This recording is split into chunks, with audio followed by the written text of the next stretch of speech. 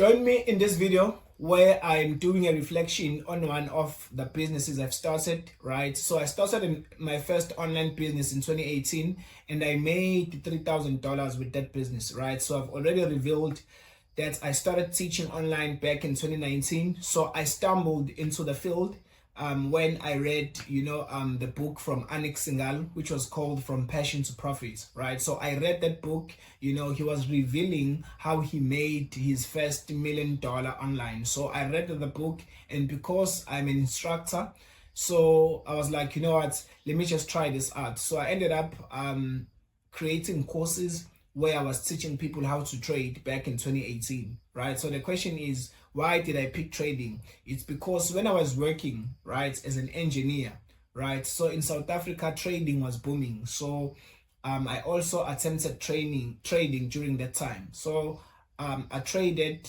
I made money, I made losses, but during the process, I discovered a way that I will use to approach trading, right? So I've revealed in the previous videos that my success formula is actually three things. Number one, I will be a student, right? So basically, I will be a student that is trying to solve a problem in my life, right? So if I'm solving a financial problem, that means I'm going to be a student that is focusing on finances, right? So basically, I will look for information online, right? Or I will get knowledge from books or from people. And then when I go through the material, right, I will end up executing certain things, right? And when I execute those things, I will end up finding a way to do it better, to do it fast, and to make sure that the process is easy.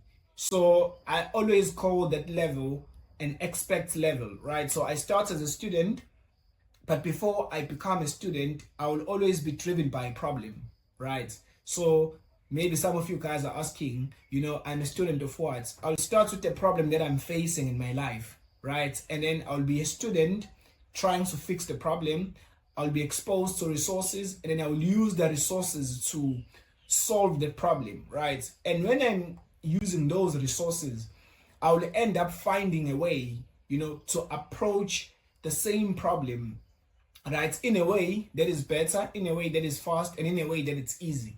And then after I've become an expert, then I've always, this has followed me since I was very young. I will always have a passion to share that knowledge with others. So that is my formula for success. Starts with a problem. Number two, I become a student, I become an expert, and I share that to other people, right? Which is what I'm actually doing in this channel. So I did that back in 2018 because I had knowledge when it comes to forex trading. So I was like, let me just create courses, and maybe let me put it on Udemy and see, what will happen. I might end up helping somebody, right? Little did I know that those 5 courses, will end up training 700 students, right? So if I go and check on my Udemy account, right? So when you go under Udemy and then you tap my name, Tembelani Tim Shozi, right? You could see those courses, right? So the 5 courses on Udemy. And what is nice is that after I've made these courses, right? So on Udemy, they will rate you as an instructor, right? So on Udemy, I'm rated 4.3 out of 5, which is above 80%, right? So to me, that is a good number, which means people actually found value in the products that I was providing, right? So when you scroll down, you could see here that I'm rated 4.3, and then I have 158 reviews, and so far I have 630 students, and I had 5 courses. But the question is, how did I get into this level, right? It's very simple, guys. I had a problem when I was working, and then I was a student, right? And then I consumed the material, I traded myself, I made money, I lost money. And I was like, what? Because now I have a way that I've developed, let me just share that to people. That's how I end up starting my first business, which was called Educated Trader, right? So I built a website using Elementor Pro and WordPress, right? I hosted it on Bluehost.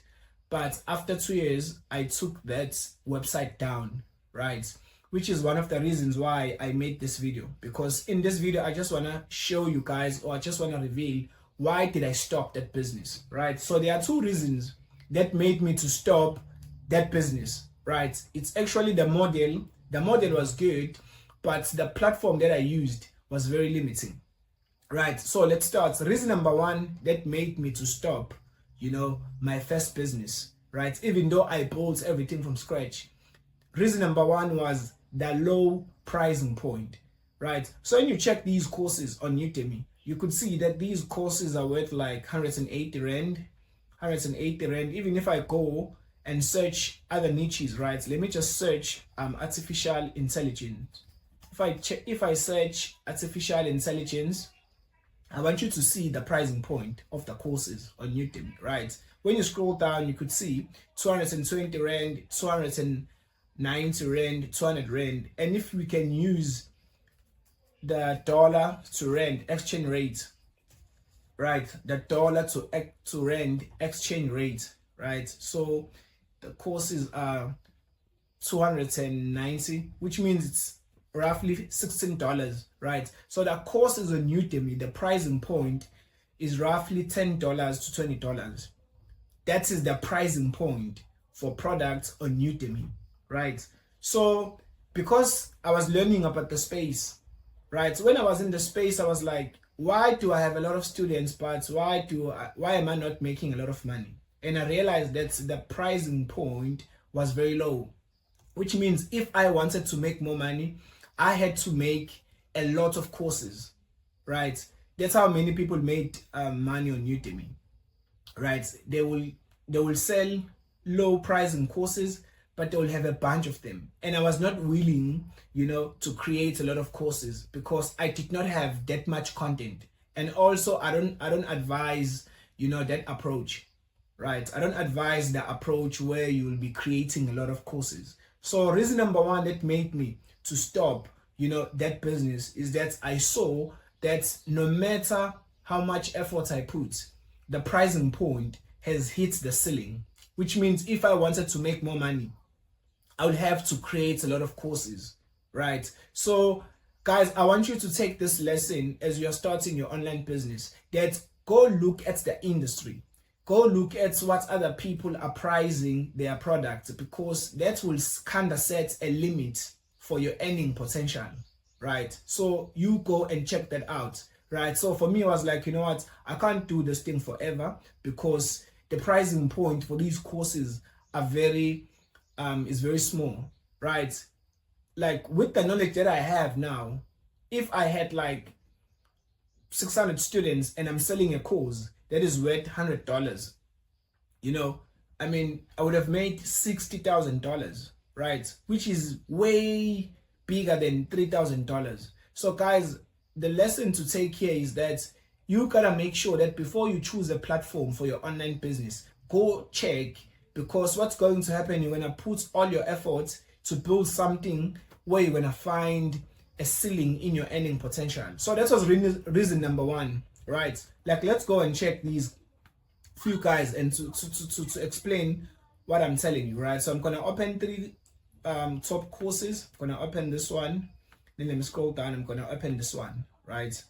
And then I'm going to open the last course, right? To prove to you what I'm talking about, guys, because that's what these guys, this is what these guys are doing to make more money on Udemy, right? So when you check this guy, he's an instructor. So basically he has 43 courses. So I was like, no, man, I can't make a lot of courses. But for him, because he was in a space where he had a lot of content to give to people. So that's why he has a lot of courses, right? For me, I wasn't gonna build 40 courses. That's too much, right? Yes, he has 2.4 million students, but now the courses, he has 43 courses, right? The reason why he has this amount of courses, it's because the pricing point, it's low, right? So when you scroll down, even this guy, because these guys, they combined, this is more like a partnership, right? This guy has 49 courses, 3 million students. Let's scroll down. This company, Super Data Science Team, has 147 courses. Guys, that is ridiculous. So this is what I saw, right, on Udemy. When I started my business back in 2019, I was like, I can't do this. It's too much. It's beyond my ability. So I'm leaving the business. So that's the reason number one why I stopped. Right. Let's check another guy. Let's scroll down. Let's scroll down and see how many courses they have. Right. So this guy has 16 courses. Right. Let's scroll down. This guy has 3 courses. See, I'm more of this kind of an entrepreneur. I prefer having small courses but have a lot of students. Right. And also, you don't need a lot of students. It depends how much your course, like how much does your course cost, right? It depends on the cost of your course, right? So let's look another creator. Let's look at another creator. Let's scroll down. This guy has 79 courses. He has like 1.6 million students. Guys, that's crazy. I can't. This guy has 17 courses, right? So this was just the niche of AI, right? And also AI, these guys made a lot of money in AI because AI is booming, right? So let's scroll down and see this guy. I want to check how many courses they have, right? So this guy has 200 and it's actually a school. They have 272 courses, right? Obviously, because this is a school, I'm sure they have many instructors, right? So for me, I was a solopreneur. I was just one person business, so I wasn't going to make a lot of courses. So the reason why I stopped this business, the reason why I stopped all my efforts back in 2020, 2021 is because I realized that if I want to make a lot of money in this space, I need to have a lot of courses because I chose Udemy. So guys, you can use Udemy to learn, but don't use Udemy for your business because you'll have to create a lot of courses, right? Reason number 2 why I stopped, it's because my niche was limiting, right? My niche was limiting. What do I mean by that? My niche was forex trading, right? So I couldn't do anything else rather than to do everything under forex trading, right? So one thing I picked up also is that my niche was limiting, right? Because remember, how did I got into the niche of forex trading? In fact, I was not looking for the niche. Basically, I wanted to give to people what I already had at that time, right? So back in 2015, 2016, forex trading was booming in South Africa, right? If you go and check Google Trends, you could check that, forex trading was booming in a global scale, right? So that's what motivated me to start the business. But even though I knew that the niche, right, would limit me in terms of spreading my wings, right? So that's the reason number 2 why I stopped. The niche was limiting, right? So guys, I want to give you a warning that when you are starting an online business, whether you are starting a YouTube channel or whether you are starting, any social media initiative, make sure that you are careful with your niche, right? That's why in 2025, it is advisable that you start a personal brand, right? The beauty of starting a personal brand is that a personal brand is fluid. It's not linked to a particular niche. Because remember, a personal brand must solve a problem, right? This is how I'll build a personal brand if I'm starting a personal brand in 2025. So I would look at myself. I would look at the problems that I've solved, right? Because remember, a brand must solve a problem. So this is how you find your niche, right? You must first look at the problems that you have solved. That's number 1. And then number 2, you gotta look at the method that you used, right, to solve those problems. And then number 3, what results did you got when doing that, right? First, it starts with the problem. Number 2, the method that you used, the approach that you used to solve the problem. And then number 3, the results that you got. Now, if you can take these 3 things and create a content around those things, so what's going to happen? You will attract people who are experiencing the problem that you once experienced, right? So it will be easy for you to create that content because you will start to talk about the pain points of having that problem, right? So when you are talking about the pain points of having that problem, then people will start to look at you as an expert, right? how do you become an expert? Before you become an expert, first you must become a student of your problem, right? You become a student of your problem. Then after you have solved your problem, you take that, that information and then you give it to people. So what's going to happen? You will attract the people who are experiencing the problem that you once experienced, right? And as they are consuming your content, they will see you as an expert, right? So let's say currently you are struggling with finances, right? So that's the problem that you are currently having, right? So you can have a personal brand, like with myself, Tim Shows. Tim Shows is my personal brand. But if I'm struggling with finances currently, or if the problem that I struggled with the most was finances, then I will start Tim Shows as a money or as a finance teaching platform in a way. So I'll start to empower people when it comes to how do they overcome the challenges that comes with finances, right? That's how I'll start Tim Shows. I'll start to talk about the problem that I solved. But let's say after I've produced that content, then I get married along the line, right? So when I get married along the line, then I'll start to become a student of marriage, right? And as I'm becoming a student of marriage, there are things that I'm going to learn and there are things that I'm going to conquer. Now, what's going to happen? Under Tim Shows, I can start to incorporate, right, the lessons, and the solutions that I got when I got married. So in a way, my brand is becoming fluid, right? So which means your personal brand will grow as you grow, right? Your personal brand will change as you grow. So that's why it's very advisable that you rather start a personal brand, because your personal brand, you won't be fixed to a particular niche, right? Actually, your niche is the problem, your niche is the problem that you have solved. People don't understand that on earth, we are all facing more or less the same problems, right? We are facing the problem of money. We are facing the problem of time. We are facing the problem of working. We are facing the problem of happiness, right? So if you have solved happiness, start to create content around that.